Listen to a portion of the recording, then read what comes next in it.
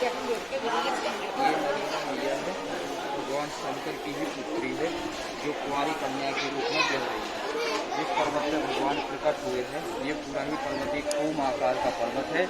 चारों तरफ मां नर्मदा के पवित्र जल से घिरा हुआ पर्वत है। 12 ज्योतिर्लिंग में से चौथे स्थान के ज्योतिर्लिंग है, जो तीनों रूपों में है, ब्रह्मा विष्णु महेश। जिस विशाल पर्वत पर भगवान प्रकट हुए हैं, इसको विंध्य पर्वत बोलते हैं।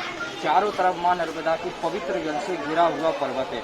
इस पर्वत पर 33 करोड़ देवी देवताओं का कण कण में निवास माना जाता है। यहाँ पे राजा मानधाता हुए, राजा मानधाता भगवान राजा राम के पूर्वज माने जाते हैं, वंशज माने जाते हैं, जिन्होंने इस दिव्य पर्वत पर बैठ के तप और तपस्या की। तब भगवान अति प्रसन्न होकर तीनों रूपों में दर्शन दिए। ब्रह्मा विष्णु और महेश के रूप में भगवान यहाँ साक्षात प्रकट हुए हैं। आज भी भगवान का इस ज्योतिर्लिंग में साक्षात ही निवास माना जाता है।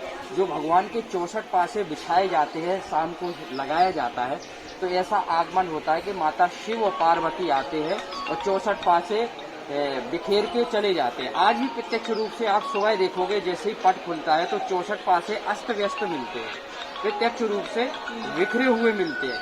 ऐसा सदियों से परंपरा चली आ रही है। तो 12 ज्योतिर्लिंग में से चौथे स्थान के ज्योतिर्लिंग है, जो तीनों रूपों में है। ब्रह्मा विष्णु और महेश के रूप में भगवान यहाँ साक्षात प्रकट हुए। राजा मानधाता भगवान राजा राम के पूर्वज माने जाते हैं, जिन्होंने इस दिव्य पर्वत पर बैठ के तप और तपस्या की। तब भगवान अति प्रसन्न होकर तीनों रूपों में दर्शन दिए, ब्रह्मा विष्णु और महेश के रूप में। 12 ज्योतिर्लिंग में से चौथे स्थान के ज्योतिर्लिंग है ये नर्मदा मैया भगवान शंकर की पुत्री है। माना जाता है गंगा में 7 बार डुबकी लगा लो, यमुना में 3 बार लगा लो, मात्र नर्मदा जी के दर्शन कर लो तो उतना ही पुण्य फल अपन को प्राप्त होता है।